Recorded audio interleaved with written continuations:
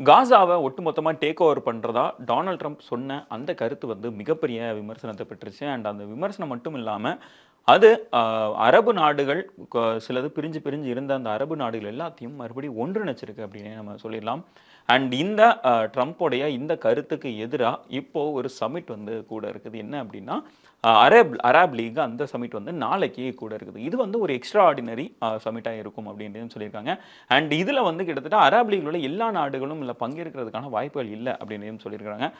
இன்னும் குறிப்பா சொல்ல போனோம் அப்படின்னா, இதுல பெரிய பெரிய நாடுகள் மட்டும் தான் பங்கேற்கிறாங்க. அதாவது சவுதி, யுஏஇ, கத்தார், குவைத் இந்த மாதிரியான முக்கியமான நாடுகள் மட்டும் தான் இதுல பங்கேற்பாங்க அப்படின்றதையுமே அவங்க சொல்லியிருக்காங்க. ஸோ இதுல அவங்களுடைய மெயின் அஜெண்டா என்னவா இருக்கும் அப்படின்னு பார்த்துட்டோம் அப்படின்னா, இந்த இஸ்ரேல் பாலஸ்தீன் விவகாரத்துல அமெரிக்காவுடைய இந்த பிளானுக்கு எதிராக அரபு நாடுகள் எல்லாமே ஒன்று திரணும், ஓரணியில் திரளணும் அப்படின்ற ஒரு அஜெண்டாவோட தான் இந்த மீட் வந்து ஆரம்பிச்சிருக்கு. இந்த மீட் வந்து நடக்க இருக்குது அப்படின்றதையும் குறிப்பிட்டிருக்காங்க. அதுவும் இன்னும் சொல்ல போனோம் அப்படின்னா, அரபு நாடுகளில் பல விதமான மாற்று கருத்துக்கள் இருந்தாலும் இந்த விவகாரத்துக்காக எல்லாம் ஒன்றிணையணும் அப்படின்ற ஒரு கோரிக்கையும் வச்சிருக்கிறாங்க. ஸோ நாளைக்கு நடக்க போற அந்த சமிட்ல வந்து என்னென்ன விஷயங்கள் பேசுவாங்க அப்படின்னு பார்த்துட்டோம் அப்படின்னா, நம்பர் 1 டொனால்ட் ட்ரம்ப்புடைய ப்ரொபோசல். அதுதான் மிக முக்கியமான ஒரு காரணமாகவும் இருக்குது. இந்த சமிட் வந்து நடக்கிறதுக்கு மிக முக்கியமான காரணமாகவும் அந்த இதுதான் இருக்குது. என்ன அப்படின்னு பார்த்துட்டோம் அப்படின்னா, காசாவில் உள்ள மக்களை வந்து முற்றிலும் வெளியேற்றிடலாம். அங்கே வெளியேற்றினதுக்கப்புறம் அங்கே வந்து நாங்கள் உள்ள வந்து அதை நாங்கள் டேக் ஓவர் பண்ணி அதை நாங்கள் ரீபில்ட் பண்ணுறோம் அப்படின்ற ஒரு விஷயத்த சொல்கிறாங்க. அண்ட் இது வந்து அரபு நாடுகளுக்கு ஒரு மிகப்பெரிய த்ரெட்டாக இருக்குது. எதனால் அப்படின்னா, காசாவுக்குள்ள அமெரிக்கா வரும் பட்சத்தில் அந்த இதில் அவங்க வந்து ஃபுல் அண்ட் ஃபுல் அந்த இடத்துல முற்றிலுமாக கால் பதிச்சிருவாங்க. அதுலேருந்து நகர்றதுக்கு அவங்க மறுக்கிறதுக்கும் நிறைய வாய்ப்புகள் இருக்கு. அண்ட் அந்த இடத்துல அவங்களுடைய ஒரு பேஸையே அமைக்கிறதுக்கும் சான்சஸ் இருக்கு. அண்ட் அதுதான் டொனால்ட் ட்ரம்ப்போடைய திட்டமா இருக்கும் அப்படின்னும் பல ஆய்வாளர்கள் வந்து சொல்லியிருந்தாங்க. ஸோ இப்போ இதை எதிர்க்கிறதுக்கு அரபு நாடுகள்லாம் ஒன்றிணைந்து அவங்க வந்து இன்னொரு பிளானை ப்ரொபோஸ் பண்ணணும் அப்படின்றத தான் இங்கே பார்க்குறோம். அண்ட் இதில் குறிப்பாக ஈஜிப்ட் வந்து ஒரு முக்கியமான ரோல் பிளே பண்ணும் அப்படின்னு சொல்லலாம். எதனாலன்னா, டொனால்ட் ட்ரம்ப்மே ஒரு விஷயத்த சொல்லியிருந்தாரு. காசாவில் உள்ள மக்களை வந்து ஈஜிப்டும் ஜார்டனும் எடுத்துக்கணும், அவங்க வந்து கொஞ்சம் உள்ள அலோவ் பண்ணிக்கணும் அப்படின்ற ஒரு விஷயத்த சொன்னார். அண்ட் அதில் ஜார்டனுடைய கிங் வந்து ரீசெண்டாக டொனால்ட் ட்ரம்ப் மீட் பண்ணும்போது அவரும் ஒரு விஷயத்தை குறிப்பிட்டிருந்தார். என்ன அப்படின்னா, நான் வந்து அங்கே இருக்கிற சில காயப்பட்ட குழந்தைகளை வந்து கிட்டத்தட்ட ஒரு 2000 குழந்தைகளை வந்து நான் ட்ரீட்மெண்ட் கொடுக்குறேன் எங்கள் நாட்டில், அது ஒன்றும் பிரச்சனை கிடையாது அப்படின்றத அவர் சொல்லியிருந்தார். பட் இருந்தாலும் ஜார்டன் வந்து முழுமையாக அங்கேருந்து வெளியேற மக்களை உள்ள ஏற்றுப்பாங்களா அப்படின்றது ஒரு மிகப்பெரிய கேள்விக்குறியாகவும் இருக்குது.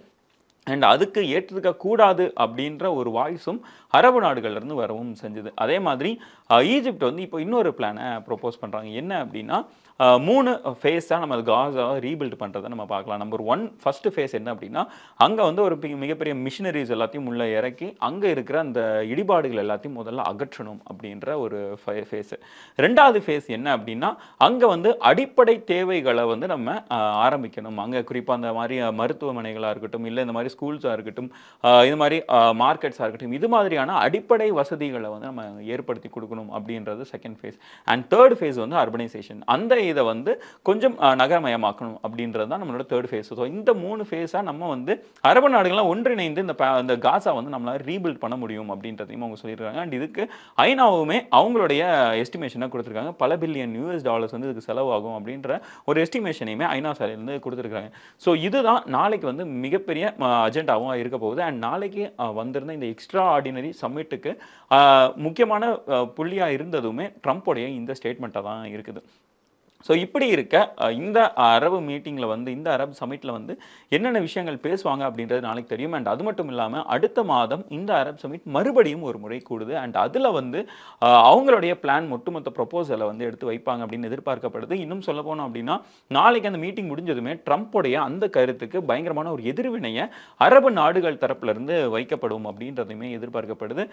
இன்னும் சொன்னோம் அப்படின்னா, ட்ரம்ப்புக்கு அகெயின்ஸ்டாக அரபு நாடுகள் பெரிய லெவலில் குறிப்பாக சவுதி மாதிரியான நாடுகள் வந்து ட்ரம்ப் அகைன்ஸ்டா டைரக்டா அட்டாக் பண்ண மாட்டாங்க அப்படின்னாலும் அவங்களுடைய எதிர்ப்பை நாளைக்கு காட்டுவாங்க அப்படின்றது எதிர்பார்க்கப்படுது. ஸோ எல்லாத்தையுமே பொறுத்து தான் பார்க்கணும் என்ன நடக்குது அப்படின்ட்டு.